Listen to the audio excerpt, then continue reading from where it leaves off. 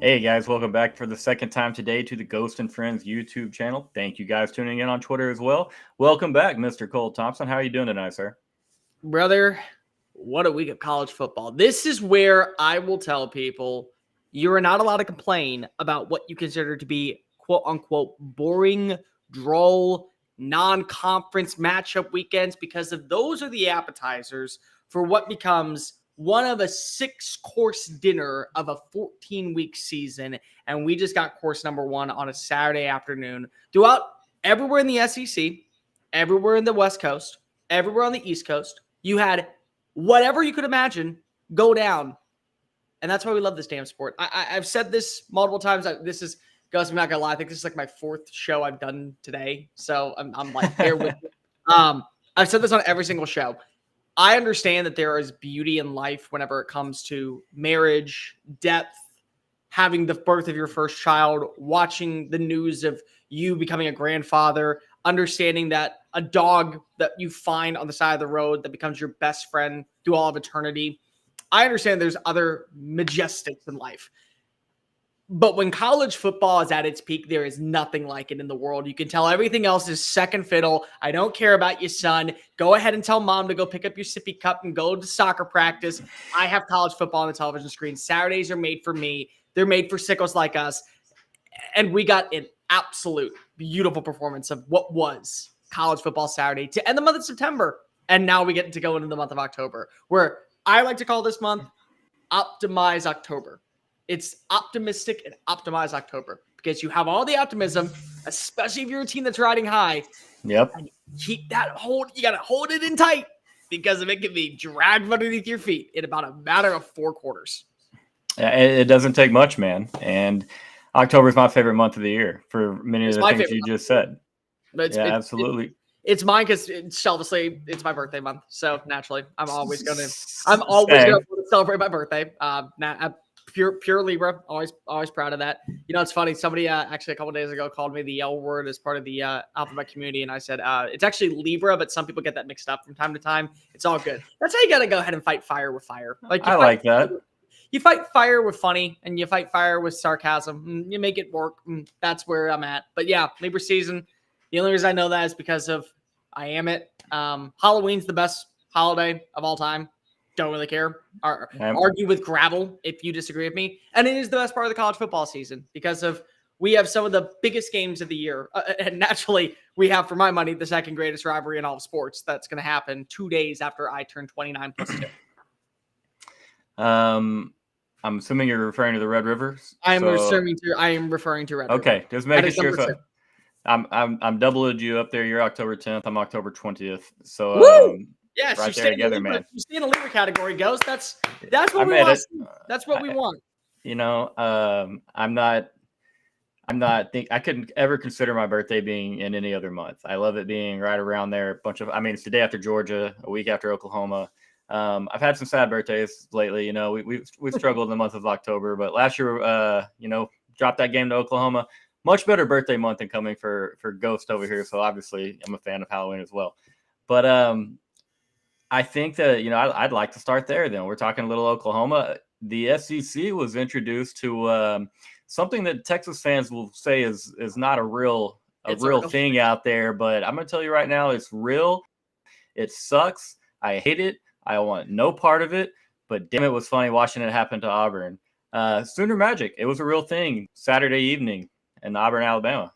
The beauty about being somebody from the state of Texas that knows what the rivalry of Red River is, what the pageantry is on a Saturday out in Dallas with the Texas State Fair, and as somebody who has known for years, I don't really care what your record is. I don't really care how many 5 stars you have on your team. I don't really care who's your offensive coordinator.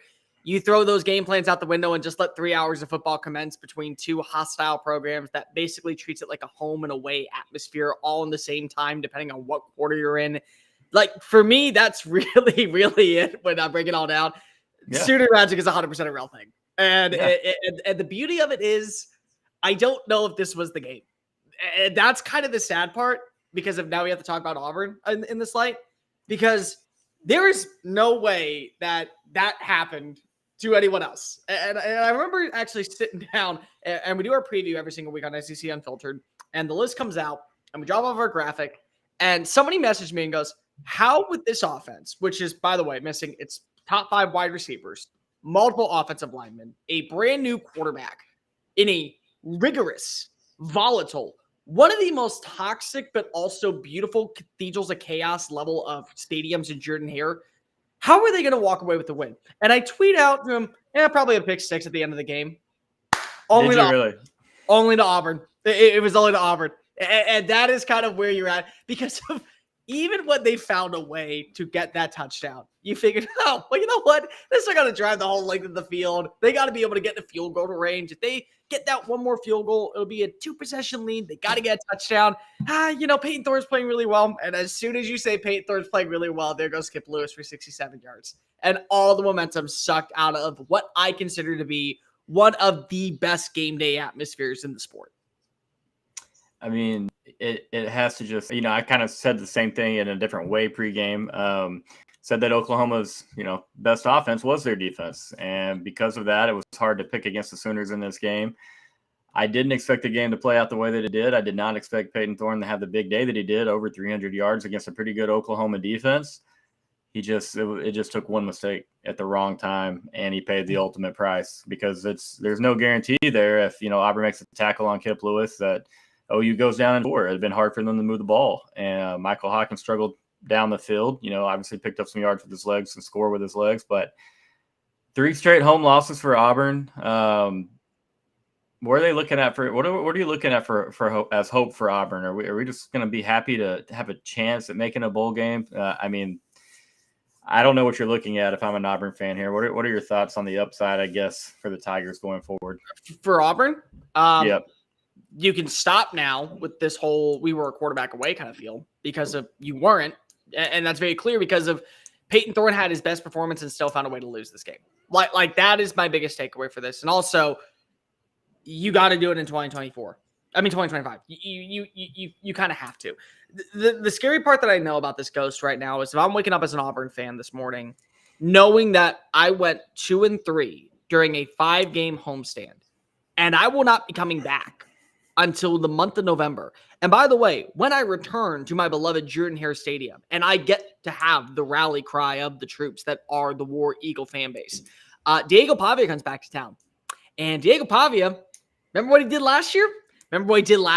Yo, you remember what he did last year, Auburn. Yeah, and by the way, as the president of the Diego Pavia fan club, superstar, top 10 quarterback in the college football right now. Just kidding, but it's actually maybe not. I'm going to remind Auburn fans what he did to you last year. And this was the easy part of your schedule. That is probably the most daunting overall persona when it comes to talking about Auburn at this point. This was the point of the year where you have a ton of newcomers that are joining the squad, whether it be from the transfer portal, whether it be from recruiting.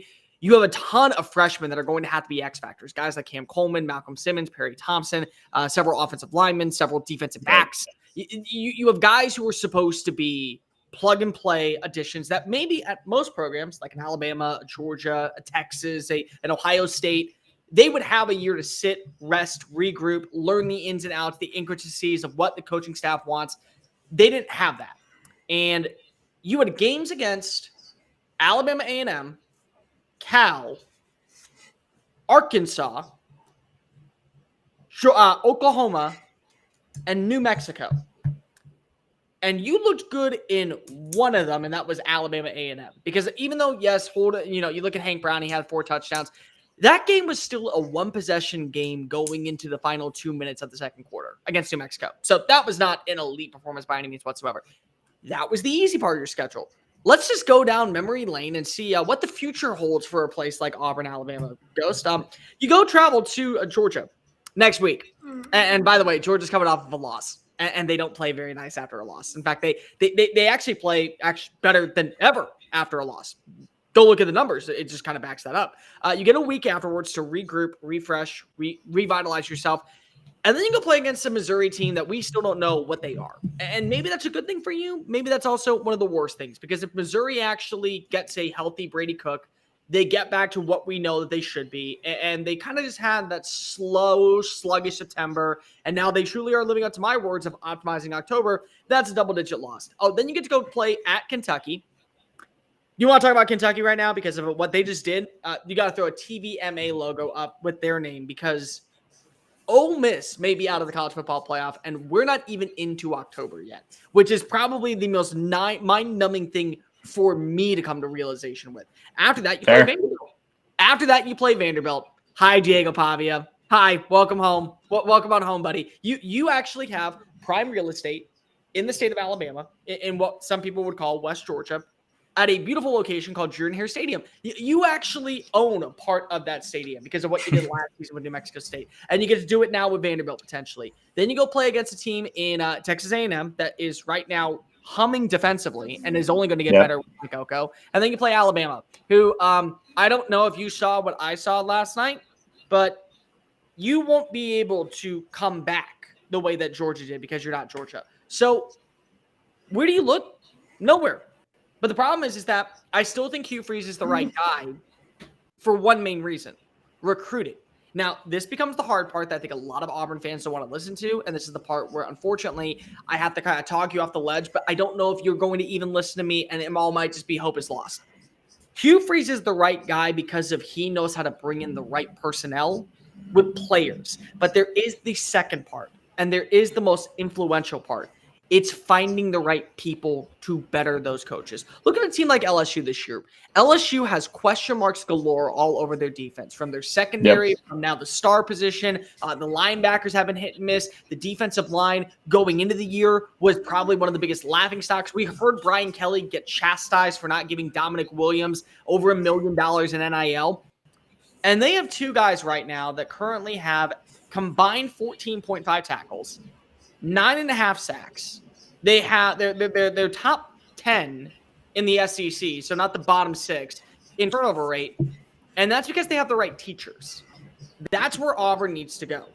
It's one thing to have the right students, but I would much rather feel better if I was a B+ student that wanted to get up to an A+ and had an A+ teacher than be an A student and have a C teacher to where maybe they're not teaching me all the information, and then when I get to the next level, I'm actually paddling upstream with styrofoam pads. Like, that's where I'm at, and that's where Auburn has to go.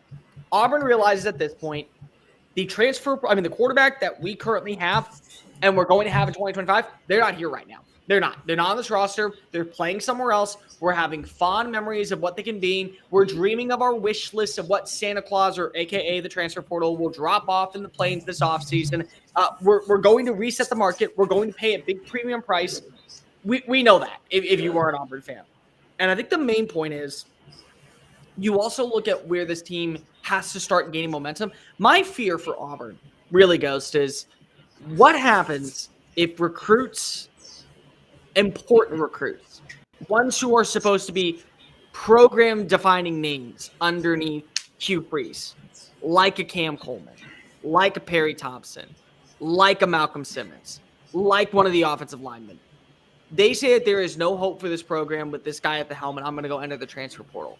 Because then that really puts you behind the sticks. And I'll tell you what, NIL, in this no day and age, you may not just be able to recruit. You may just not be able to have a really good collective that is going to up the ante in the offseason simply because they want to keep you around. Because there are certainly other programs, especially in this conference, that will do the exact same thing, and they will even make sure that they raise it $1 more just to bring you on in. And that might be enough, and that's what it is. So momentum, you got to find a way to sustain it. You got to find a way for my money to at least make things interesting when you play Missouri, when you play Kentucky. You got to play a physical brand of football.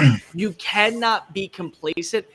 I'm just going to go ahead and wave the white flag for next week. I am. You're facing Georgia at Sanford Stadium, coming off a loss. I'm sorry. Shield your eyes, ladies and gentlemen. plains of Auburn. Protect your children in the wee hours of the night. Make them go to sleep. Pretend that it's nighttime and that the game already happened. Lie to them because of what they're going to see of their Tigers, the team that they're going to grow up rooting for.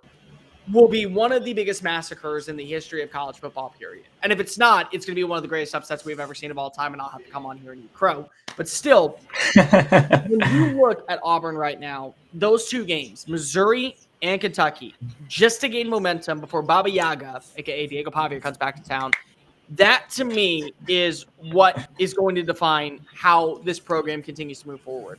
Because there's one feeling that, yes, it's Oklahoma, physical brand of football. Their defense has had a schedule.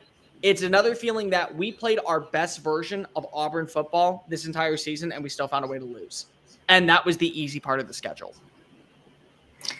Yeah, I mean, I'm fully with you there. I'm trying to see if there was any type of hope that I could see down the line, or that you could see down the line, because I just don't see it. Peyton Thorne is going to have his other struggles as those better defenses show up on that schedule. So I think very well said. I like Freeze from a recruiting standpoint. He's going to put the right guys in the program. At the same point, they need to be developed. You still have to keep those guys around.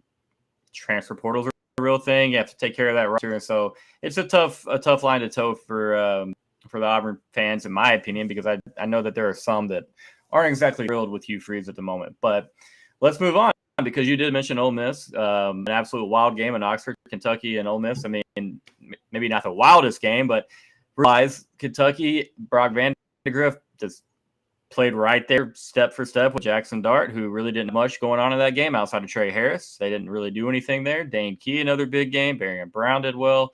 How shocked were you to see Kentucky take down the Rebs? 9 out of 10.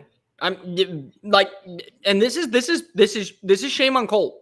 The one thing that I try to do whenever I go into a matchup, knowing what this conference is, knowing what I have seen for years since I was in college in 2012 at the University of Alabama, and I have seen plenty, Ghost. I mean, the kick six, Johnny Manziel marching on into Brian Denny and beating up on a Kirby Smart defense. The final second, Bo Nix winning against Alabama in an Iron Bowl. Like, I have seen it all in this game. The what's it called, the Juwan Jennings catch from the Tennessee game when they were like 5-6 that year against Florida. Yeah. Like, I have seen it all. I try to make sure that I polish myself and say anything can happen in the SEC on a Saturday. Anything. Yes, even Vanderbilt pulling off an upset. It can happen. It's very far-fetched, but it can happen. And I said to myself, nah, it's Ole Miss. They are playing this different brand of football. They kind of realize that this is a team that is all in for 2024. They're going with this last dance mantra.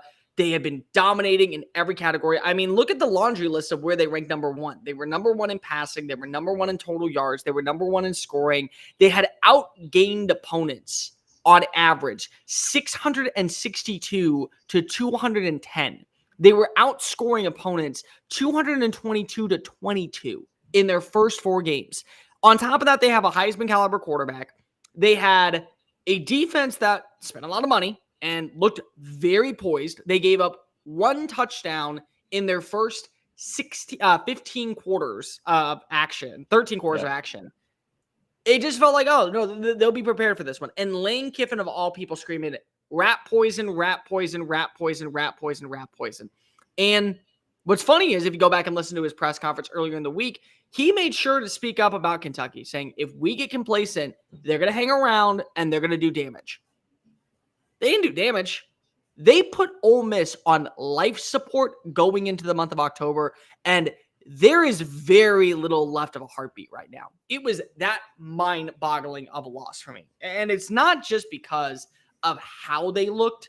It's because of, if you were to tell me that game happened the way that it did, and that Brock Vandegrift was out throwing Jackson Dart going into the final drive, that Barian Brown and Dane Key had more yards than any other receiver besides Trey Harris on the opposing side, that there were more sacks, there were more tackles for losses, and there were as many physical plays by that defense, I would have said, who got ejected? What happened to Jackson Dart? Did he tear his ACL? Is he out for the year?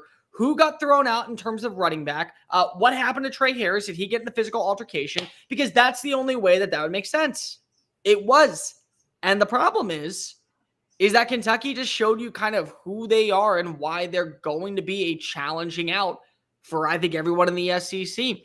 And at this point, I think that I have to just come to the realization, as much as I do believe that Mark Stoops is sometimes really pissing me off, especially when you don't go for it on 4th and 8, and you have an opportunity to be the number one team in your country, in your own backyard, in front of your fan base, when expectations are at an all-time low. He's a damn good coach, and he knows how to prepare his team, and he speaks defense, and it shows up on Saturdays. And you know that program's a physical punch, that if they get enough uppercuts, they're going to keep you dizzy, and all they have to do is just make sure that they don't get one jab, and it's a knockout. And that's what happened in this game. And I'm frustrated if I'm a Kentucky fan, partially because, and I'll get back to Ole Miss in a minute, because you're 6 or 7 plays away from being a one-loss team to South Carolina, which also just seems to happen to be Mark Stoops' kryptonite. Like, he's allergic to Beamer ball. I've just come to that realization. I think I have to. But you're 6 or 7 plays away from still controlling your destiny to the college football playoff. Because unfortunately, much like snowflakes, not every single team is alike in the SEC. Tennessee's branding, its logo, its schedule will get them into the playoff at 10-2. Alabama's schedule, its logo, its branding, its identity will get them into the playoff at 10-2. 10-2 is not guaranteed for Missouri. It's not guaranteed for Ole Miss. It's not guaranteed for Kentucky. And they already blew their 2 losses to Georgia and to South Carolina. So you got to run the table. So you have to run the table, which again is so frustrating, because if you see now that there is an identity, that there is a spark, that there is something. And if by golly, just 2 weeks prior, Mark Stoops drops his, and I know this is probably a show that maybe some kids watch. So if he drops his peckerwood a little bit further down and says, screw it, let's go for it all, you may be talking about a team that has a shot of going to the postseason. And now it just doesn't feel that way. But for Ole Miss, the pulse around the program right now, Ghost, is very, very sound. I texted a couple buddies that work in NIL, and I talked to some people that are very close to several players on the Ole Miss roster. And they still believe that they can control their destiny. They can play up to the level of Georgia. They can absolutely still march on into Death Valley and get a win. They can play much more conservative and consistent football next week against South Carolina, who's going to be well rested. But there is a pulse around the program's fan base that is extremely pissed off. And the reason they're pissed off is because of this is their shot. This is their shot. I don't know if Lane Kiffin's going to get the job at Florida. And I don't know if Lane Kiffin even wants a job at Florida. I've talked to some people. I don't know where he resides in that standpoint. They don't know either. Times can change. But the thing with a team like Florida is the resources, the benefits, the recruiting grounds of the state. You not landing a 5-star that currently resides in Aleppo, Mississippi is a lot different than missing out on a 5-star in Coral Gables, Florida. There's plenty of them out there. There's not that in Mississippi. That's where the problem is. And so you could find yourself in this situation every single year, 10-2, 10-2, 10-2. Maybe you get to the college football playoff. Maybe you're on the outside looking in, but you're in that spot. You don't get that if you're Ole Miss. You next year can't say, well, we'll get them in 2025 and we'll be right back in this conversation. No, you don't know that. You don't know that in the program. But you did this year. You did know that this year was a season with the quarterback, with the returning production, with countless players that all invested time and effort, transfers with the number 1 class. And you got out whooped by a team that lost by double digits to the opponent that you're facing next weekend. That's the reality. And you blew your one mulligan week 1 of the SEC season. You blew it. You blew it. The conservative play calling, and not even conservative is the right word, the asinine play calling and the inconsistencies by Lane Kiffin and Charlie Wise needs to be studied on bumblingbuffoons.com, because if I have no idea what the hell went on with that. Defensively, they were bullied up front. It felt like that Kentucky's big blue wall was kind of back, and it's not, but I do think that it's a lot better than advertised. They were going up against freshman cornerbacks because Maxwell Hairston, their star player, was out with an injury. And they were getting shut down. Juice Wells, Jordan Watkins. Trey Harris was the only guy. And by the way, Trey Harris inside the red zone makes a fumble, ball right back to Kentucky, shooting yourself in the foot. And outside of the 4th and 6 touchdown grab by number 9, who at this point is probably out of the running for the Biletnikoff simply because of how much talent is there, but still one of the best wide receivers in the SEC. Make no questions asked about it. Outside of that one play right before the end of the third quarter, that was not the Ole Miss offense that I know. That was not the Lane Kiffin offense that I know. That was not the identity that I know. They had no running room.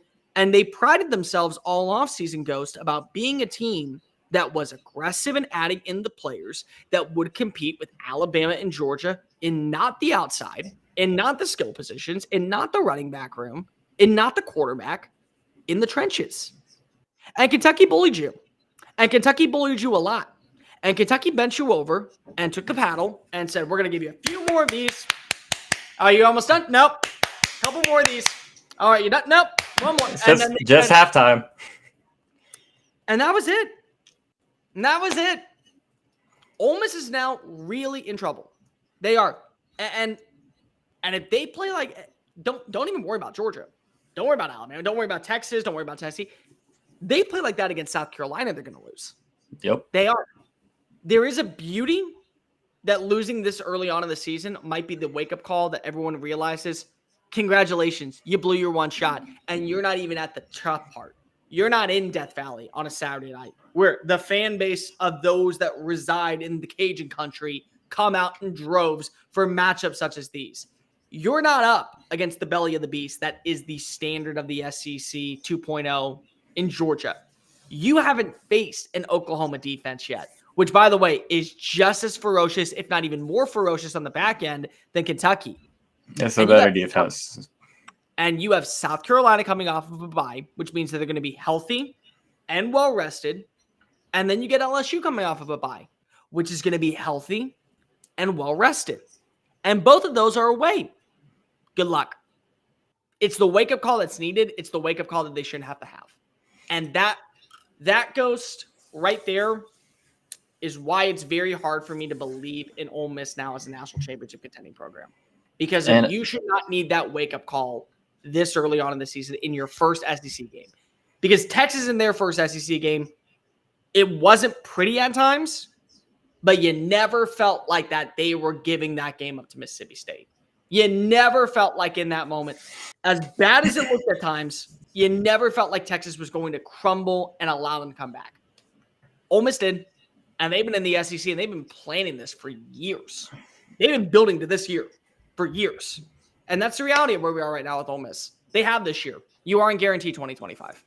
I like that. It's not just you that I think, lacks trust with Lane Kiffin's Rebels. I think that, like you said, it's home in Oxford because there's this tier, the top tier of teams in the SEC that over the last few years, Ole Miss is trying to creep into that tier, and they really just can't get that big time win. And obviously Kentucky wouldn't have been that big time win. You talk about last year's LSU game. It wasn't, that LSU team was good, but you had a Heisman winner, obviously. You still lost, 4 times. It doesn't seem like it's ever going to happen, Cole. Like, I love Lane Kiffin, but it just doesn't seem like Ole Miss is ever going to take that next step. And when you lose in games like this at home to Kentucky as 17.5-point favorites, shout out to our gambling segment that we do every Wednesday on the show. Went 4-1. Which got to lose, Cole? I trusted Lane Kiffin. I trusted 17.5. I went 4-1, and the other ones were pretty easy for me. No, that one, buddy. They lost outright. And so I had a lot of trust in them as well. It's shattered. It's gone. I really thought they made some of the necessary pieces or brought in some of the necessary pieces to kind of take that next step. But I'm going to tell you right now, man, South Carolina, we remember the last game they played. They've been sitting over there waiting to get back to the field. You know how upset those guys were post that game. Like, it's going to be a big time game for Ole Miss. I don't think that this is going to be any easier than this last game was. And I'm very curious to see how they recover. Because if they go in feeling sorry for themselves whatsoever, it's going to be another long 4 hours. Nobody's feeling sorry for them. Nobody is feeling sorry for them. And the message is I will say the biggest response that I got from Lane Kiffin in this game was saying, I'm not going to treat this loss like a big loss because I don't treat any win like it's a big win. And that's kind of the mentality you have to have when you're entering fight or flight mode, which is a very mature answer to give, especially when you know what the overall feeling for this program is. But if you at any point are acting like you're going to feel sorry for yourself, that, oh, well, we played down a competition. Maybe Kentucky is just better than advertised. Maybe, again, Shane Beamer is just the kryptonite for Mark Stoops, and he throws on those shades and he puts on the backwards hat and he looks awesome. And that's the one game where they don't look like vintage Kentucky. Kentucky is going to be like that kid. You know what Kentucky's going to be? And I just thought about this, goes. Kentucky is going to be that kid that's sitting on an airplane that is kicking the back of your chair, and you've asked politely to stop, and the kid just smiles at you and goes, no. And you look at the parent, and the parent is so tired. They're so disastrously over it. They're just like worn out. And it's 11 a.m. in the morning, just trying to get the kid on the airplane. And so you accept that they're going to kick your chair for the next 3 hours. That is Kentucky. You just have to accept that they're going to be pesky and they're going to hang around. They're going to kick you a little bit, and you're going to have to play an A+ game. That's it. I honestly think that's it. That's Kentucky right now. But South Carolina, I'll tell you what. There are very few coaches that I would run through a wall for. More importantly, there are even fewer coaches that I would do anything to protect. Shane Beamer is in that top 5. Shane Beamer is in that top. Shane Beamer's in that top 3 for me. Shane Beamer is one of the most authentically amazing people that I have ever come to meet and had conversations with. And you know he is genuine, which is why it works so well for a program like South Carolina. He will have that team prepared. The question is on the other side, is Ole Miss prepared? Because if Ole Miss is not prepared, they're done. They're done because of they will be prepared in Cola. They did not spend this past week sitting at home, twiddling their thumbs and saying, let's just get help. No, they saw that they knew who was coming in, and now they got him wounded, and now they got him right where they want him. They'll be, and I can't wait for that one. I think like you said, you wasted your mulligan. This game was already going to be difficult with South Carolina coming off a bye. Things could get for Ole Miss real quick. I'm not ruling them out in that game. I'm just saying South Carolina will be ready, and Ole Miss better show up that way as well. We do have real fast, Goes. I don't mean to cut you off. No, you're good. Watch Ole Miss go 11-1 and this be the one loss. Just watch it, because that's kind of the crazy part. They might, like, what if this was just the swift kick in the nuts that everyone needed to wake up and realize what you have in store. And they look like the team that they played against when they were Wake Forest, and they look like the team that they played when they were Middle Tennessee State. So what you're telling me is this is 2008 Tim Tebow Ole Miss moment. This is what they needed. This is what they needed. This is Ole Miss Tim Tebow 2008. You know what's really funny is also I had somebody DM me saying, "Wow, look at you, idiot, picking Ole Miss to go 11-1." And I sat there and I said, they still can. You can't call me an idiot until they have 2 losses. Right. I'm not saying that the path is easy. I'm saying that you can't say I'm wrong until there's a 2 there. Now, when the 2 shows up, I got to eat crow. Yep. I don't know how to eat crow yet. I don't have to do anything yet. I'd feel better for you if it wasn't, the end of September and we had that one. But hey, they don't play Texas. I'll root that one in for you so you can avoid one online troll. There you go. We do have one little announcement to make. I want to hear this. So it's going to be big to some, not as big. I might call it a disgusting announcement per se. We have a guest tomorrow, 5:30 p.m. St. Bill Snyder took over. Are you getting him on? St. Bill Snyder took over the college football world this weekend for a very wide reason, and he will be joining Ghost and Friends tomorrow at 5:30 p.m. He will remain anonymous. He will not be no camera, but we will speak to the guy, and I've asked the wife. I don't have a time limit. We're going to get it deep into. Maybe there's some issues. We got to figure out where that all started. Are you going to get deep in the crevices? Yeah, I don't have anything yet. Get deep in the crevices? I wasn't prepared for that. No, I know you weren't. I know you weren't. That's why I did it. See, this I is what I love love coming on, is that I get to put people in really awkward situations, kind of like he is right now. Yeah. Kyle Gates right now. By the way, I am a nobody compared to him right now. I love him. Oh, come on, brother. I am a nobody compared to he saved their season. He lifted the curse. He lifted the curse. What's going on with Florida State? I still have not seen dog shit in a red Solo Cup. I still have not seen any poo be plumbed down his face. Oh, what a good comment from these guys right here. And this one's funny. Yeah. Well done. That is really well done, Jonathan. Yeah, 3-2-1. No, if you ever hear this, like, you're letting me. I ran ass naked on a beach because I'm not proud of it, but that happened on video, and we've got other guys doing 10 times more than that. And I'm glad that for those of you that cared about that situation, tomorrow 5:30, Ghost and Friends, he'll be on the show for the first time, and talking to him about it, I think it's going to be a really fun episode. So y'all come tune in for that one. And he is amazing. And yes, no, Matt in the comments section, Kansas State played their best game of the year after he did it. Yes, they did. Yes, they did. And they are now, for my money, the favorite to go to the Big 12 championship and win it and go to the playoff. I like the wording here, Ingrid. Yes. But yeah, absolutely. I'd have to agree with you there, Cole. Avery slowly figuring it out with the arm. Obviously, it's always there with the legs. All right, I'm going to keep you forever. We got a few more games in the SEC because, as you said in the very beginning, we're rolling. I got that second wind. I'm here. I'm locked in. However long you need me, I'm here for the night. We're talking about one of the greatest weekends in college football. A first course entree of what will be a 4-course meal, which in 2 weeks we get the second course, which I'm very excited about. And more importantly, we're just having fun. And if I'm having fun and I'm still knee deep in White Claws, which again, I don't care if you judge me. Ghost and I were talking about it. I can't drink most beer most nights because I have gout in my foot, which is a story for another day. Until I finish these, you guys got me, and I'm enjoying it. Send your questions. Make sure also if you haven't yet, please subscribe to the channel and please subscribe to Ghost at 40 Acres Vibes. Phenomenal person, wonderful conversationalist.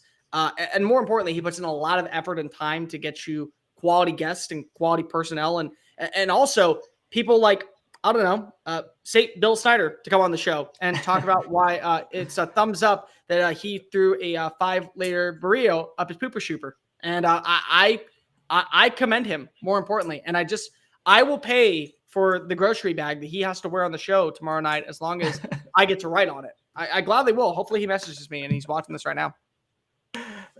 You should make that suggestion. He's a very kind guy. He was very eager to come on. I was pumped. I thought it was a necessary, add to the show. And so very grateful he came on. Very grateful for the kind words there, Cole. That was legendary. I really appreciate that. So I do try to put in a lot of work to get guys like you, the rest of us who's unfiltered. St. Bill, everybody. We got a lot of different guests coming on this show. And I think, everybody kind of feels comfortable on this channel talking ball, talking Taco Bell, talking whatever it may be. And so let's keep it going. Subscribe to the channel, show some love, like this video from Mr. Cole Thompson. Let's make this the most liked video we have on YouTube so far. Hard to do. It shouldn't. Well, no, that's disrespectful. We need to like more videos. But Matt in the comment section, 100%. Live Moss Hatton now is the way I would put it. Definitely to be their slogan. I mean, shout out to BYU for just embracing the whole scene, and the Live Moss tweet will go down and college football team account lore. That was beautiful. But yeah, thank you for your time here, brother. We have 3 more games in the SEC to talk about. Let's talk about Texas, Mississippi State. Go ahead. No, I'm saying. Okay.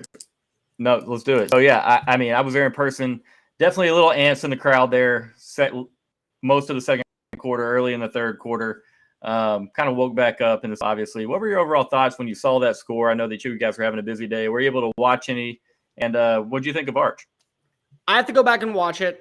To be completely transparent, what I really like to do is I like to go get an in-depth look at every single game, especially before previewing massive marquee matchups. One like Red River in a couple weeks, which we are doing, and we do every single preview for every SEC game. But still, from what I saw, it was a guy that has a lot of issues that can be solved, number one, correctable, number two. It wasn't all on him. multiple passes that were dropped, which was one of my big takeaways, is that you can't just put it all on 16. Several throws were in the breadbasket, and just the fumbling of the back. Like the Jonte Cook play is one that I don't know if I could ever forgive. I just don't know if I could ever be like, because that is as easy open and as beautiful as a ball you will ever see from an Arch Manning in the history of college football. But the other thing is that I take everything with Arch with a grain of salt at this point, because of every experience for him is a good experience, knowing that he is ready to take over the reins next year. And that's what I have to keep on coming back to. And what I try to talk to Texas fans about, what I try to mention to anybody in the media that wants to stir up this kind of conversation or narrative that maybe they have to ride with the hot hand. Arch Manning is good enough to win you an SEC championship. Quinn Ewers is good enough to win you a national one. And for that money, that's where you separate it. And in a game against Mississippi State, your first test where you watch how he was, it's good enough to get by, get those kind of jitters out of the way. He made some impressive throws. He made some massive, massive decisions that showed the maturity of, this is not a guy who is just playing quarterback. This is a guy who has embraced everything about quarterback. And it's true, because look at his uncles, look at who he grew up with, look at the backing that he had for years. That's where they are. But there's still so much room to grow. And I'm okay with him growing, because I know that right now, I just had to get to this point, this game, because Quinn will be back. And now that Quinn is back, now we get to see Texas. And for my money, more importantly, if you're a Texas fan, naturally, you know that there is probably, I would say, not more potential. I don't think that's the right word, because that's also underselling Quinn and what he's done and how he was probably the favorite to win the Heisman before he got injured. But there is definitely more intrigue with putting Arch Manning out there. But that intrigue is not going to go away anytime soon. And this is a kid, and I tell this story as much as possible because I want people to know what the Manning family is, who the Manning family trusts, and why Arch is at Texas. He's not leaving after his junior year. He could be the number 1 overall pick in the NFL draft, and he may want to come back and get his master's degree, because if he is just lighting it up and he has this entity and this aura and this passion and more importantly, this drive to be the best. And the best at Texas, the standard at Texas, and what it should be and what it always has been in my lifetime, even though we haven't seen it for many years, is to be the best. Football is built in this state. Football is livelihood in this state. In small town USA, throughout the entire Lone Star area, places close immediately for Friday Night Lights. That's what you have. He wants to be the best at the place that is supposed to be the best. And so when Peyton Manning was going through the recruiting process, he committed not to Tennessee. Many people thought he committed to Tennessee. He didn't commit to Tennessee. He committed to David Cutcliffe. He committed to the quarterback's coach. And the family had such belief in the quarterback's coach that when Eli was going through the recruiting process and it was time for him now to take control, he went to Ole Miss because David Cutcliffe was at Ole Miss. And because David Cutcliffe was the coach that just brought Peyton to a Heisman Trophy caliber performance, a year where Tennessee was nearly a national champion in the national championship. On top of that, the number 1 overall pick. We're going to see what he can do now with the other one. And Steve Sarkisian is David Cutcliffe. That's what it is. There is a belief in the system, in the ideologies of how they want to run an offense, and how you can elevate the play and put him in a great situation to be mentally, physically, and more importantly, I think the biggest thing, mature enough to handle the NFL. And if they are not thinking that he is mature enough at the time that he gets there at the end of his junior year, he will come back. It is not about money. It has nothing to do with money. The Manning family has never had to worry about money, nor will they ever have to worry about money. It has nothing to do with his draft stock. It has nothing to do with potential injuries. It has to do with wanting to be the best. That's all it is. And a drive that has been embedded in him since he was a little kid. And with Steve Sarkisian, he can be. But I didn't need to see that yesterday. I didn't see any of that. It was great to watch him be able to connect with DeAndre Moore, who, by the way, has stepped up in such a big way that I did not believe in. I never thought that DeAndre Moore would be the guy that we were talking about, but here we are. Found a couple of big-time throws to Isaiah Bond. You know what you got in Gunnar Helm, who I continue to be so happy that he has broken out. Jonte Cook with the 1-yard grab. I mean, with what should be a 100-yard performance, but it wasn't. But 31-yard grab. On top of that, you still had a couple of passes to Matthew Golden. This team is humming. And I think that it's okay that you're not sitting at number 1 tonight. I think that everyone should understand that it's not the end of the world that Alabama has surpassed you in ways that it's not because of that they're better than you, or we don't know if they're better than you. It's more so just because of they're a team that now gets to show why they belong in that number 1 conversation. And they got to get that monkey off the back of being the standard. But they still look like a team that I can't tell the difference of who's the first team and who's the second team. That's kind of it. I mean, I've got a ton of thoughts. I could talk for hours about Texas right now. I'll start off by saying I think that, you said a lot of really correct and on spots about Quinn and Arch. Quinn is our ceiling. Quinn gets us to a potential national championship. It would have to be done with Quinn. He is a master of Sark's RPO system. He very good intermediate throws. Arch throws a beautiful deep ball. Beautiful. Very, very active with his legs. He was really, really calm in the pocket against Mississippi State, 26-31, 300 plus. It feels like, we should have scored more points and should have had a little bigger day. So what we end up running for 200 yards.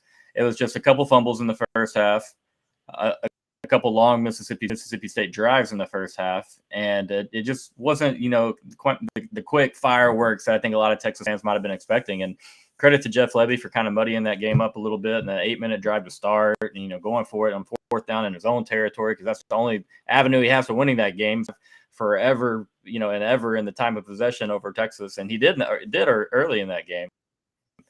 But first and second down there, we'd missed a lot of tackles, arm tackles, silly things like that. But hey, a good time to have what we feel as a stinker. Now we actually have a couple things that we can nitpick about, get focus on. Do you have any thoughts on the Texas running back situation? I know that you didn't watch this, but I watched part of the game. 2 fumbles for Jaden Blue. Quintravion Wiseman gets a lot of run in the second half. Looks really, really good. I won't say I think Blue probably stays at RB1. What would you do? What is your opinion there? I think Blue a little bit of both. Okay. I would leave him there, and I would leave him there. Here's why. Because of your next 2 games are probably the most important of the regular season. That's why. Agreed. And because of the veteranship of Jaden Blue and a guy who has been there, done that before, I need him to get the rock. Now, if he starts to give me a reason not to, you have to change the game plan. And the good news is that I trust what Sark has at the running back position. But at the same time, I'm one of those people that I want experience. I want somebody who can be in that element and knows what that environment is like. I will get that in Jaden Blue. And until proven otherwise, I got to keep with that. Was also very good in the RPOs to Sark, and they release him out of the backfield so often. You saw in Michigan a couple times. You've seen in other games. Quinn, he really is surgical there, short to mid range. It's fun to watch, and definitely agree with you that he is our ceiling. But let's do this here. We've got which one first? We got to save the best for last, right? Yeah. Let's do A&M and Arkansas. Good news, real fast. Texas walked out of this game. They're first in the SEC, which, by the way, I said was going to be potentially a challenge, simply because of, again, it's an SEC game. Now, I didn't think it was going to be this. I don't think anybody thought it was going to be this. But still, you walk away with the win. You walk away healthy. And I think that's probably the biggest blessing that you could need going into your 2 biggest games of the year, in the Cotton Bowl and then at home against what was supposed to be the number 1 team in the country and what still could end up being one of the best teams in the country. But you walked away healthy. You do that, that's a win. That automatically is a win. Save it. I don't want to hear anything else. And you get back the guy who has the ceiling to take you to the national championship. So I consider that a win. I'm with you all the way there. You walk out of there, you win by 22. I mean, I think most people are coming around to that. They saw the avenue to where we could have scored a lot more points in that football game. Drop jump pass that you mentioned, fumble inside the 25, another fumble. Part of the game. I will say this though, man, we have some fans that expect Texas to beat them about 80 to that crowd, buddy. They really thought that. I guess we should have gone. Every pass play there in the first half, Arch, he went 26 of 31. Every pass play that's caught, you're hearing people scream, run the football. Every time the football's ran, throw the football. That's why we're fumbling, so we're not throwing it enough. And I was like, you know what? These are good times in Austin. We're really hard to please, but at least we have a good product to watch on the field while we have to listen to all our knuckleheads up there in the stands. And that was just a few guys. I'm just still being hard on them. But I agree. A win's a win. Wait for Quinn's health. And then let's ride. Definitely have the bye week coming up, which is huge. 2 massive games. Fun times, another chance to prove ourselves for that number 1 ranking again. Not that it means anything to me, just answering Ingrid's question over here. But A&M Arkansas, always a wild one. I saw that you Hogs picked to win. I picked A&M originally, flipped to the Hogs on Friday. I almost would, if they could have driven and scored at the end of the game, I would have the score spot on. I thought it was our destiny. The last whatever they call Southwest Classic, I believe. The last one ever at Jerry World. He's a pig. I thought they'd get it done. I really did. But no, because A&M's defense didn't let that happen. Brother, there is nobody. Okay, let me phrase that. There are 2 people beyond happy that this game is done in Arlington. Number 1 is yours truly. I hate that game in Arlington. I loathe that game in Arlington. There is nothing about it that I like. And number 2, Arkansas fans, because of it is one of 2 stories. Here's the way that I described it on the postgame show yesterday.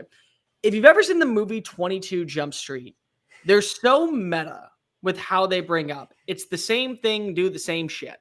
There literally is a line in the movie saying, hey, you know how all sequels are basically the exact same with a couple of new pieces?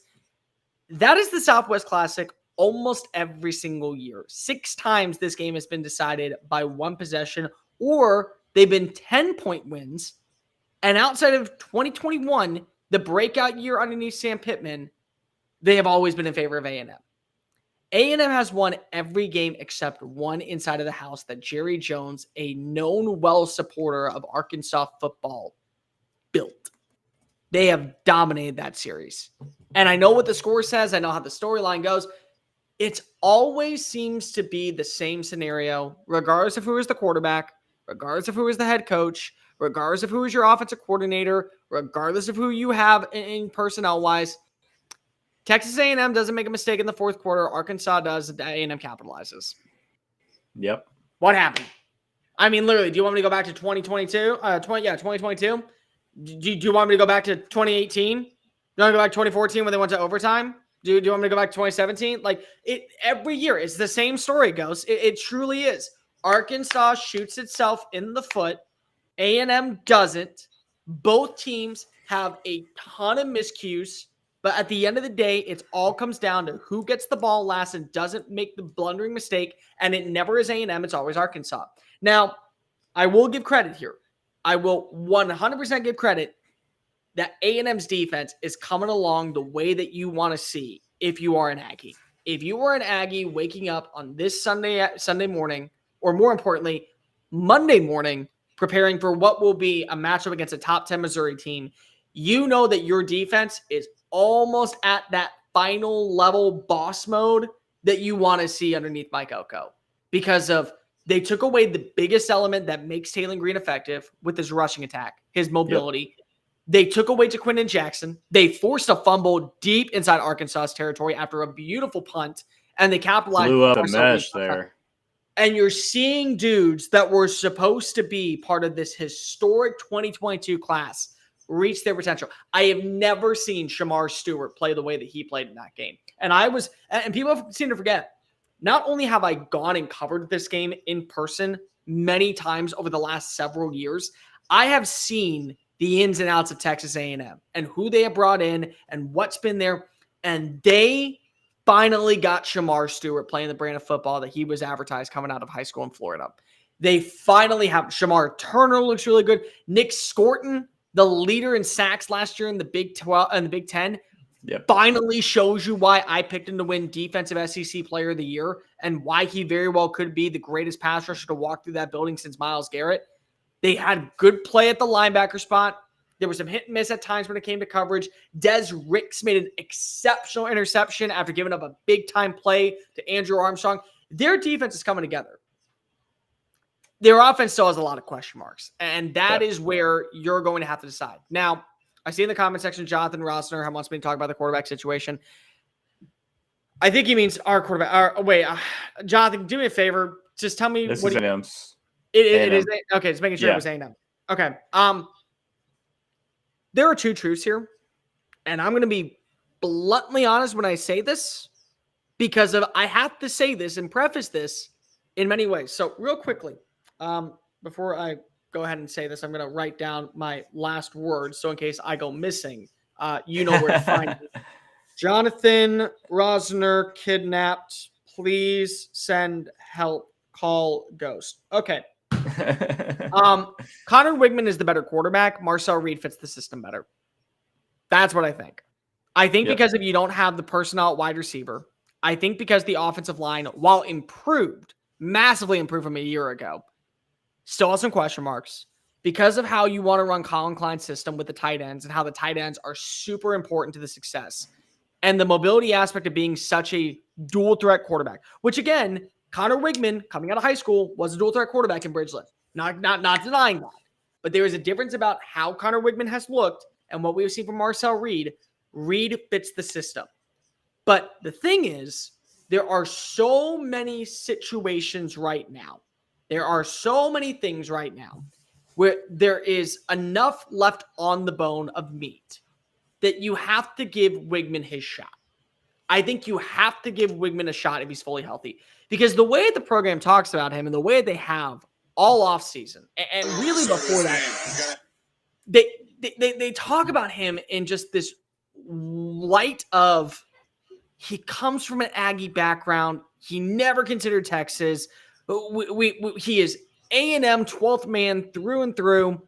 He's our guy. And I don't think for one second that Connor Wigman is a bad quarterback. And I have to preface this again every single time I talk to Aggies everywhere because they say, oh, Marcel Reed, you want him to start. That means you think Connor Wigman sucks. No, I don't. I think Connor Wigman at his peak is the best quarterback in the SEC far and away. But there is also a certain thing called fit. And right now A&M is humming, at least in terms of their defense and getting by enough with their offense. And I don't know what we're going to see from Missouri next week to where maybe it is enough to win with the Marcel Reed that you can play the hot hand. But I do think that you have to give Wigman a shot simply to see if this is the right move. The way that I would put it at this point, Ghost, is you're in a win-win situation. Because what if Wigman comes back fully healthy, looks the part, balls out, badass, former 5-star, lives up to expectations, and then he breaks his ankle against LSU. All right, cool. You go back to Marcel Reed. You already know what he can do. Let's say that he can't work. Let's say that he's just awful. It looks disgusting. You're kind of like shielding your eyes as he's thrown into double coverage. All right, you go back to Marcel Reed. You already know what he can do. So you're in a win-win situation if you're Texas A&M when it comes to that standard. But from an overall personnel standpoint, the way that they like to run the offense and the way that Klein's offense works and has in Manhattan for years, when they won a Big 12 title, their first since 2003. And really, one of the most dominant Kansas State teams I've ever seen in my lifetime. It works because if you have a mobile quarterback and the mobility lies with Marcel Reed. But also, I'm going to say that Marcel Reed was not great in this game. He had multiple errant throws, multiple passes that just did not seem to connect. He did have the ability to run inside the red zone. He did have the ability to keep plays alive outside the pocket. He didn't make that many mistakes in terms of throwing into triple coverage, but he left some meat on the bone. So there's a reason why I understand if you were an Aggie this morning or this evening saying, well, what do we do? Do we go back to Wigman? Yeah, you go back to Wigman. I understand your thought process. And I would be remiss to blame you and say that you were wrong. I would be entirely wrong to go ahead and blame you and say that. I well said there. I very much mirror thoughts. I think Marcel much more fits the system that Coach Klein wants to run. But at the same time, I think the upside, Connor Wigman is, it's hard to leave him on the sideline when Marcel is struggling to connect downfield. Ever since the first quarter of the Florida game, he struggled to hit anything, even really in the intermediate game. Everything's just really short for him. And eventually these SEC defenses will start, open the box. Now the offense for A&M will get really, really difficult. But I agree with everything you said on the defensive front. They look very, very, very good. Front seven's nasty. I love the defensive line rotation. Torian York's a monster. Such a good player, man. So and he's I'm gonna make a list eventually. And by the way, you should check it out at SEC Unfiltered, where it's just Thompson's dudes, or I don't know what I'm gonna call it. Somebody come up with a name and I'll give you credit on the show. But just guys that I pull for. Torian York is just so fun. And he's such a humble kid. And he plays like he's 6'3" and he's 5'10". And you would never tell. And you know what my favorite part about Ghost right now with Torian York? He was this close to going to Duke to play for Mike Oko. And instead, Mike Oko said, I'm going to come play and work with you down here. And so it's the best of both worlds for them. And it's a perfect compliment. Right. It is. I mean, I kind of got scolded when I said A&M goes 9-3, this season. A big time chance for them to get towards the 9-win mark, maybe more if they can take down Missouri at home this weekend. But I know you got previews on that. We're not going to get into that one. We've done 4 games. We've got one more. But I just want to say before we go into this one, I love Sam Pittman. I really do. And I wanted it to work. I did. I really did. The writing is on the wall when I have to start off a conversation with, I wanted, past tense. I mean, it's a culture thing at this point. And I think for Arkansas fans, and I don't like to be this person because I know what college football means, especially to states that don't have professional sports, especially to states that live, eat, and breathe everything about their college teams. Whenever you have the turning of the tides and a new program joins the conference, I consider it a chance to hit the reset button on who you are as an identity. Arkansas at the time was coming off of a top 5 finish. They were winning. They were winning underneath Bobby Petrino when Texas A&M and Mizzou joined. They have not had that culture ever since, except for 2021. And now with Texas and Oklahoma joining, they have 1 year to get this back right, or they will be known as the bottom dwellers of the SEC. And it's not with Sam Pittman. And I love Sam, and I think Sam's a good dude. But if you're once again doing what every other coach is doing, and it's now the second time where you outgain an opponent and look better in so many different ways at multiple times on offense, even though you have the multiple throws and the multiple turnovers. I mean, you have 3 turnovers in the game, that's going to hurt. But still, there's self-inflicted wounds that create opportunities for the opponent. A&M won a physical, hard-fought game. I am not denying that to any Aggie out there.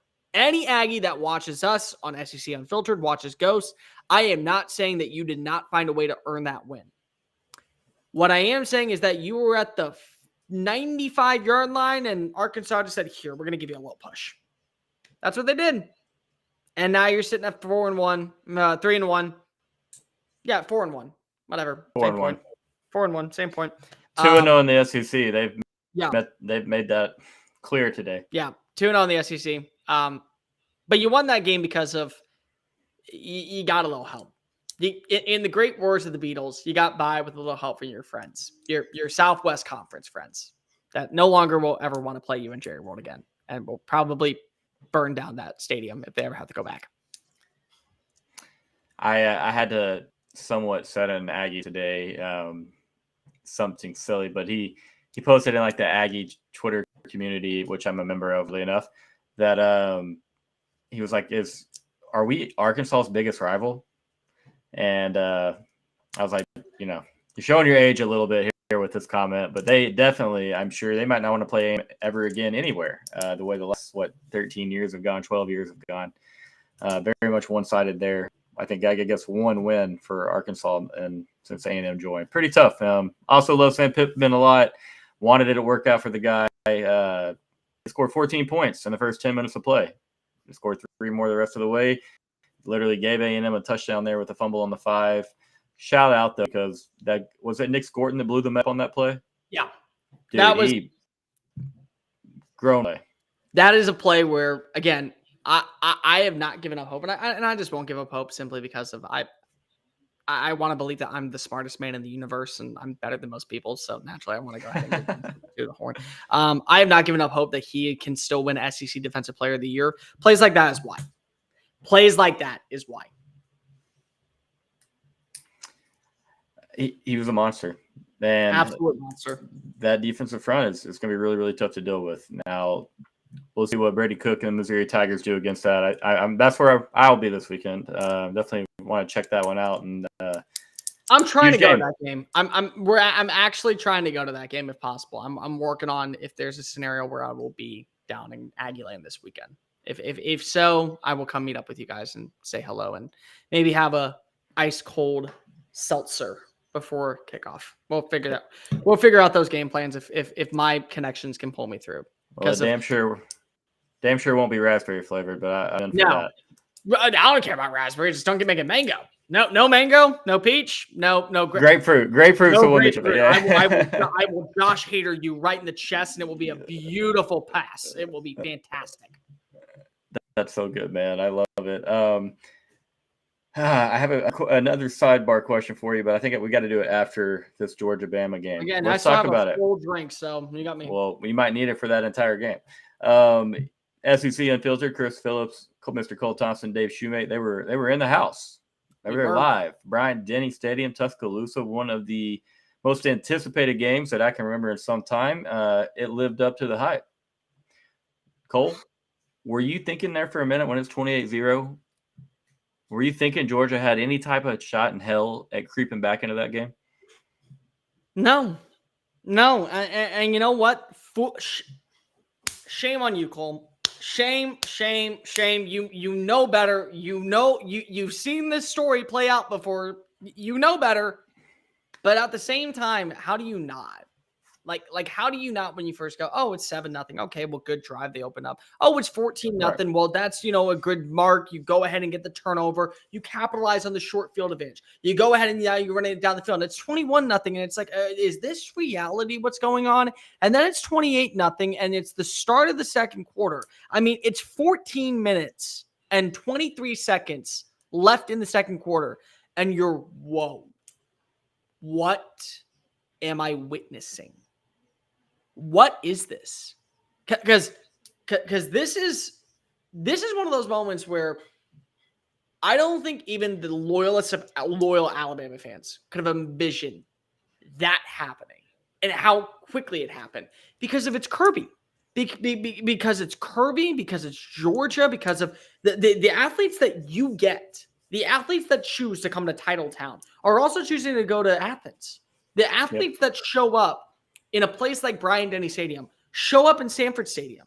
The athletes that currently are being worked out and are spending every single hour, minute, and literal second studying the tape, working out, putting in the effort in the weight room, are the same ones that are doing the exact same thing in Athens.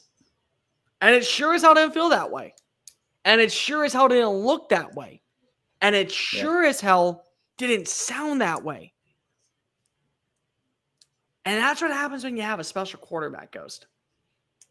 That's what happens when you have a quarterback that truly is just an anomaly that you don't know how to prepare for. If you have not gone back and listened to Kirby Smart's press conference, I beg you, do so. And I beg everyone that watches this program, and I beg everyone that loves college football, listen to the way that this man is speaking.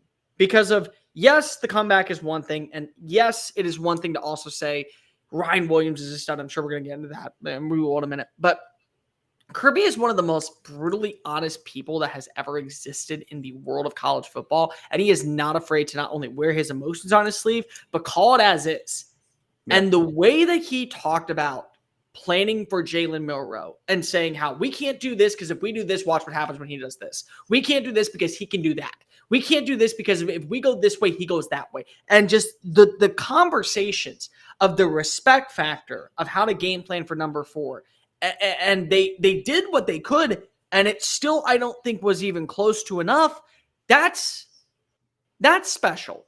That's on a level of elite few that have been able to find the switch, the code, if you will, on playing against a Kirby Smart-led team. Baker Mayfield did that. Baker Mayfield was able to do that, and he walked away with a loss. You remember that? When Oklahoma played and then went to overtime. He was able to do that, and it came down to a loss. Deshaun Watson did that when they were at Alabama. Who else was able to do that? CJ Stroud last year or 2 years ago did that. Yep, absolutely. There's just a certain blend of these quarterbacks that they give you the performance of a lifetime, and they find a way to make Kirby vulnerable. And the problem is, and I'm sure we're going to get into this in a moment, a guy like Kalen DeBoer doesn't know that Kirby you can't keep down. And that is a learning lesson that he is going to take into the SEC. Because Ingrid, if you're still watching this is where we're going to get to. She brought up at one point, if they play the way they did in the second half, they would lose that game. You're right, they would. They 100% would. And if you play that game 9 times out of 10, I think Bama maybe wins 3 because Kirby would have time to game plan. Because the problem with a guy like Kalen DeBoer not knowing what the SEC truly is, and it's not any fault to himself because winners win. And that guy is a winner, and that guy was always the right fit for the program. That guy was always the only phone call you could make. It was always the one person that you had to make you tell them no. That was it. But because of you don't know what the SEC is like, and I mean generally, he has never coached in the SEC. Doesn't mean you can't win in the SEC, but he's never coached in the SEC. You can't do what you do out in the Pac-12 and think that kind of running plays with a little bit of trickery, getting a little cute at times, that's going to work. And it's damn sure not going to work against Kirby Smart. And you didn't get the wool pulled underneath your eyes, but you came pretty damn close to flirting with the devil. You came pretty damn close to watching all of the state of Alabama, much like Ole Miss, sell their soul to college football Satan just to walk out of there with a game-winning field goal. You were this close. And that's a learning lesson. That is something that you cannot be taught that. And Texas fans, I'm telling you this because if you're going to have to learn it this way too, you cannot be taught that. You just have to learn that lesson. When you learn, that'll be a thing. And it's going to happen this year. And it happened for Kalen DeBoer on Saturday night in his own backyard. But I will tell you this, Ghost, as an Alabama alum, as somebody who spent the better parts of his days inside that stadium, when that place has moments like this, it is the greatest place on college football planet Earth. It is the greatest place in all of college football. And it's everything from the lighting fixtures to the soundboard to the atmosphere to the way it echoes from the very mountaintops of very high Bryant-Denny Stadium deep down into the crevices of what is the gates. Everything about it. It's just a beautiful, wonderful cathedral of chaos. And you got that last night. And for Chris Phillips, that was his very first time inside of a stadium. That was his very first time inside of Bryant-Denny Stadium. And brother, when I tell you that he witnessed what will be the game of the year, it's the game of the year. I've been on record all off season, all throughout the month of September. What do you think is going to be the game that everyone's going to be talking about? It's this one. It's this one. I'm not wrong. And there are going to be many games that will have massive implications on the future of college football. And more importantly, they will have massive implications on who goes to Atlanta. But there will not be a game that mirrors and emulates what we saw on Saturday night in Tuscaloosa. Definitely a very special, unique energy and atmosphere. Yeah, man, college stadiums these days with the lights, obviously the bands, soundboards, everything that they're doing, the pyrotechnics, it's insane, man. Like, it's so cool to watch and seeing Alabama and how good they do with their lights. That was a cool scene. I made my way out of DKR, looking at the phone, almost to the car, 7-0 tied. Okay, like you said, good drive. 14-0 tied. Wife texts and says, Georgia's not so tough. Oh, don't worry. They'll be back. 21-0. It's still a long ways to go. And then she sends so I still wasn't back yet. Sends another text when it was 28-0. And I was like, all right, I concede. It's not happening tonight, you know. And sure enough, man, by the time I can make that short trip home, I'm like, oh, okay, there's a slight avenue there to get interesting again. Took a shower, came up. Holy hell, what the heck just happened right here? Yep. What is going on? And like you said, you know, I mean, Coach DeBoer there, I have so much respect for Jalen Milroe. He was my Heisman pick coming into the season. Good pick. I mean, the team's the growth of Jalen Milroe has been special and fun to watch. And we grew up a lot last year in a short amount of time. And then you put him around a coach like KDB, big time stuff. But for him to just come out, momentum's on Georgia's side. That Georgia had just grabbed the lead, and I didn't expect him to do it. I didn't expect him to just, hey, let's just take a shot to this monster of a 5-star Ryan Williams. What was the first word that came to your head when you watched that play transpire before your eyes? The 75-yard touchdown? Yeah. Ooh. I mean, you might not think you can say it on here, but you can say it on here. But no, blackout. Because I think I kind of blacked out for a moment, realizing that happened. And I'm glad you brought up Ryan Williams. I want to spend a little bit of time talking about him. Just simply him. There is a beauty about just being a wide receiver, who, by the way, is 17, if you didn't know that. It's basically the new, did you know that Matthew Stafford was teammates with Clayton Kershaw and played baseball together? It's literally the exact same thing at this point.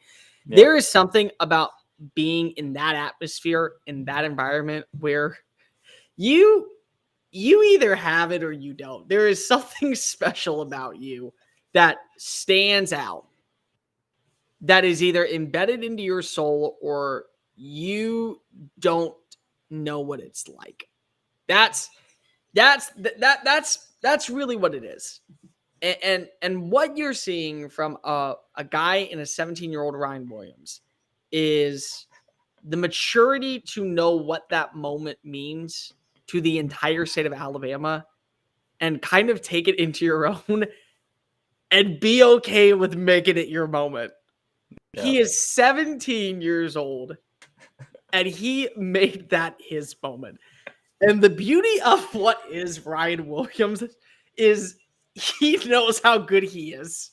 And that is a horrifying thing if you are anybody else other than an Alabama fan, because of you see on one wide receiver's face, Psalms 41:10, and then on another wide receiver's face who can't vote in this year's election, kill everybody.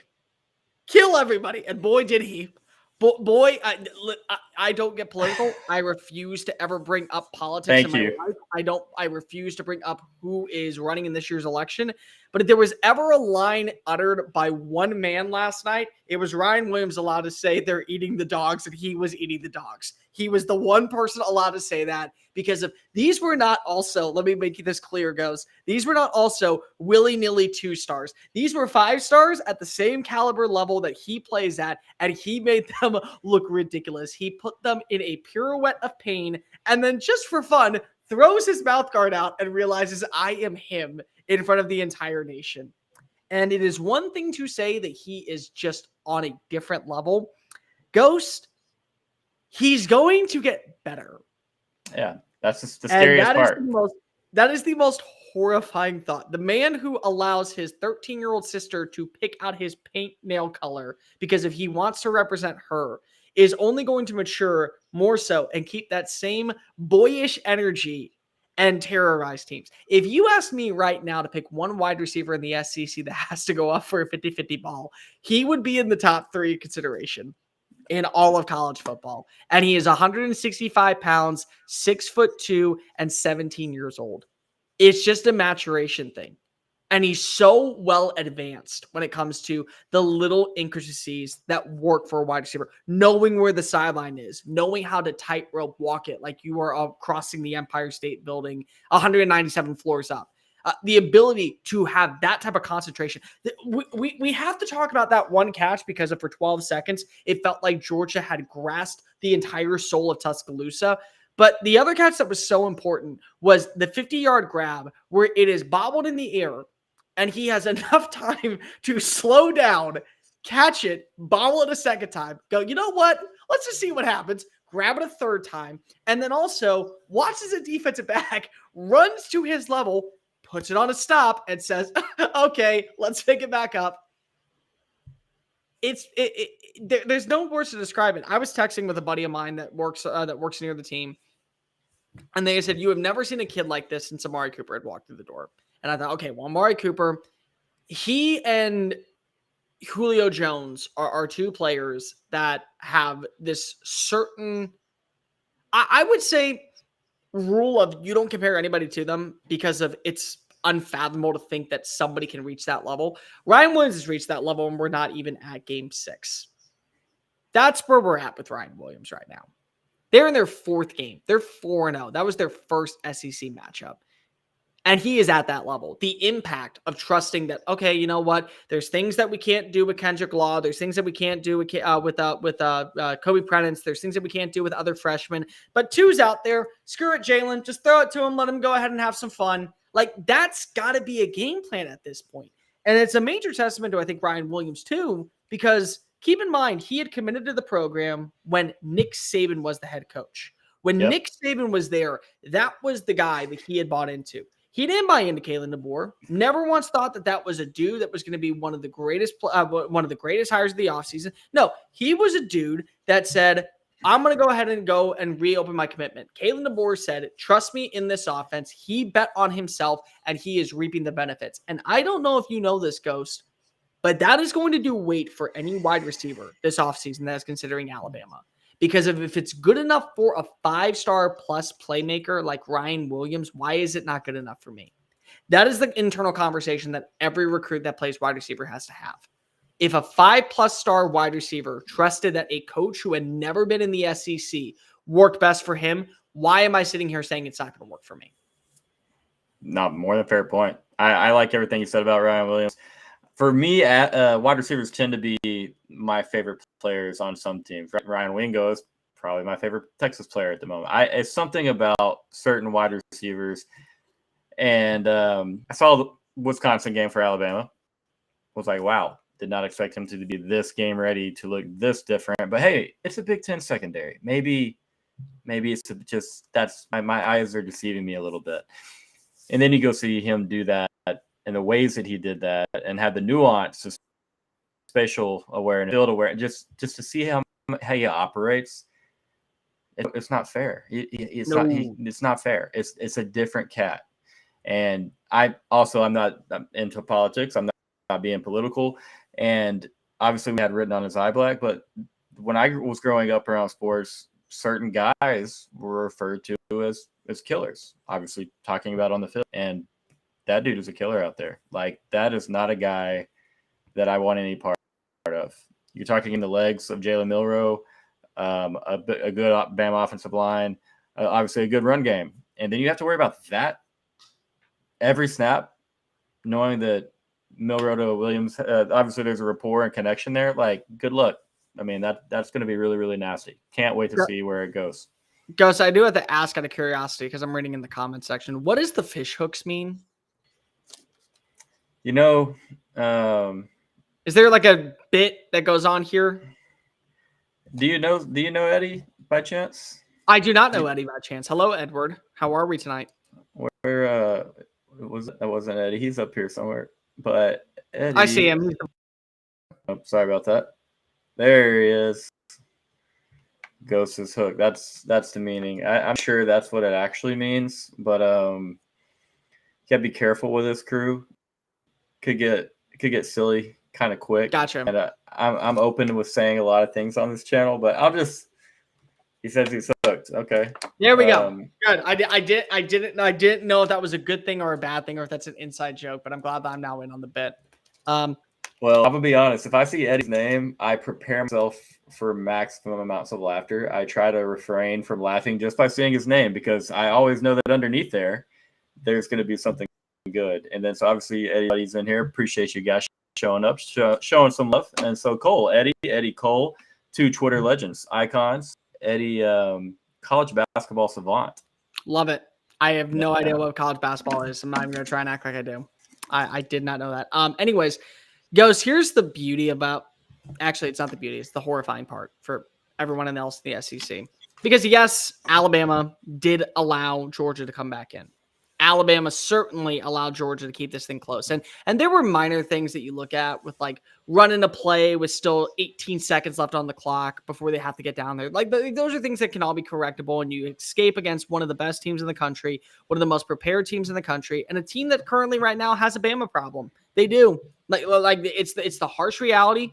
But they do, because there were many people out there who were saying, well, Nick's going to go on his little run and he'll be perfect. And boy, you just have to go ahead and wait till he retires. And Kirby's going to be here for another 13 years. We'll be fine. And first game, first punch, guess what? It's Kalen DeBoer delivering the same blow that you saw from Nick Saban in ways that Nick never did.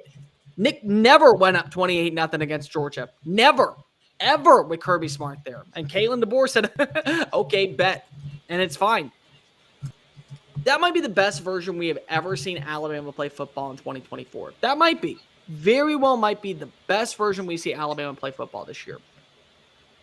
It might be the start. It might be just the beginning. Because keep in mind, now they're fully healthy on the offensive line. They didn't have a great run game outside of a few couple plays from Justice Haynes and Jam Miller. They were missing some players defensively the first few games. They were downtrodden when it came to the personnel and the depth at wide receiver. That might be the beginning. And if that's the beginning and Georgia looked that way at times, what will everyone else look like? What will Missouri look like? What will LSU look like? What will Tennessee look like? What will Georgia, what will Texas look like if they play in the SEC championship? That's the horrifying part. And we will not have that answer for many, many, many weeks. Yep. We have to kind of go off of what is. Who knows? A really fun question for you, okay?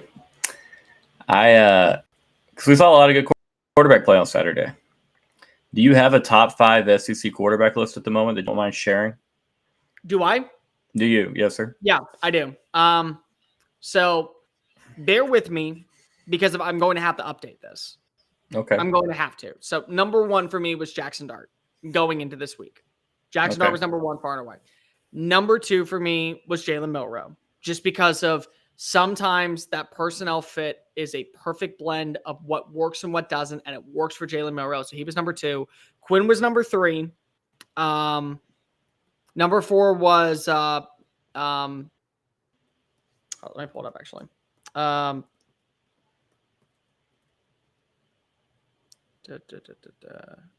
Number 4 was Carson Beck. And number 5 for me was Garrett Nussmeier. Okay. Curious, where now, bear with me. We talked about this on the postgame show today.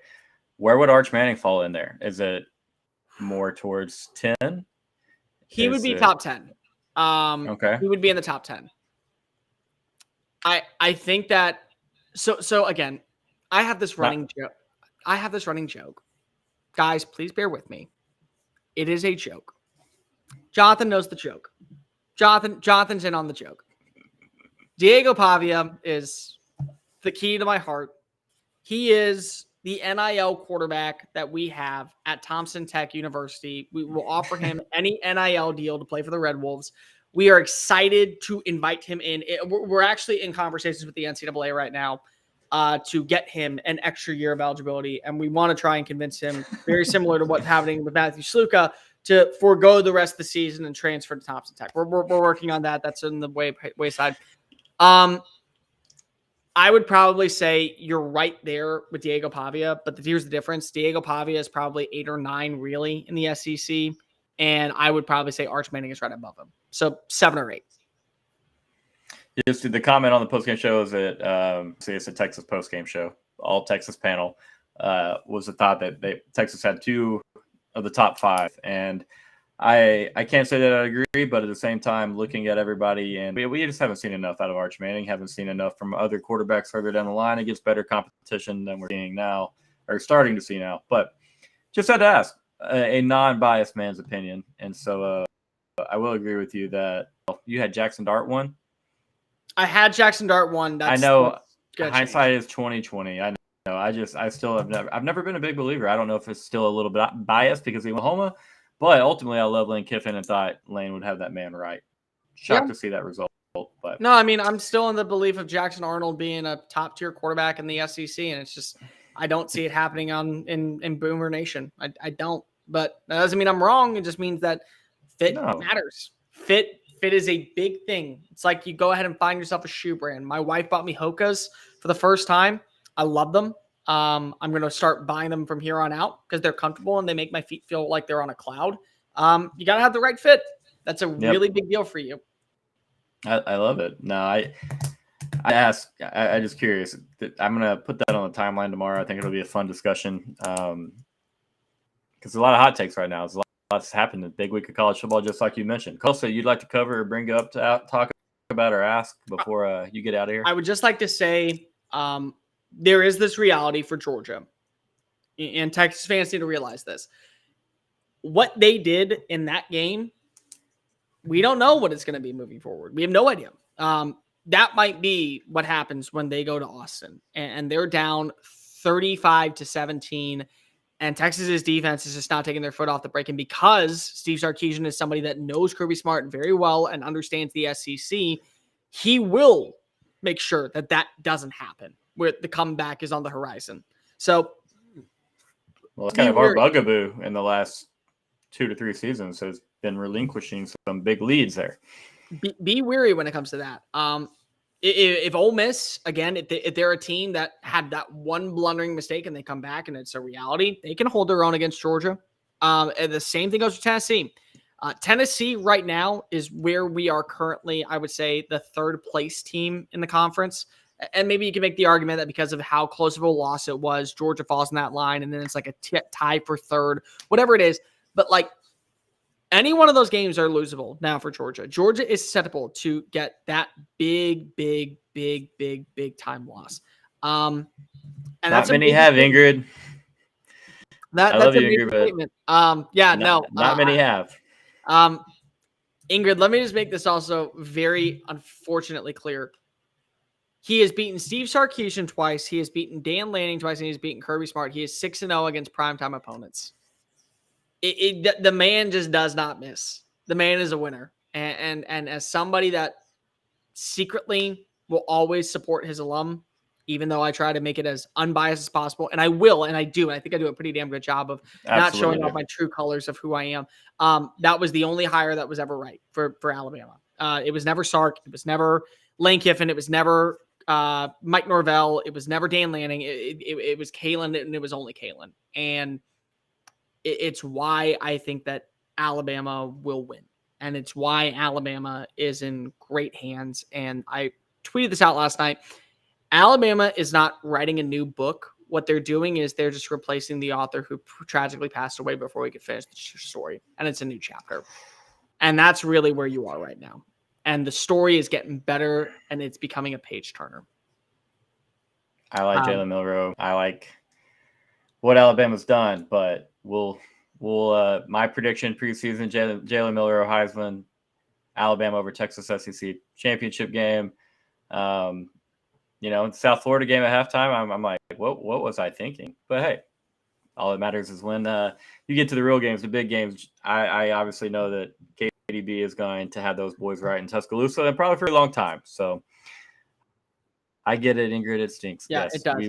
Final thought. Every single AP voter and every single person that does talk about college football, if you do not have Indiana in your top 25, accept the highest of middle fingers that I could ever give to any single person.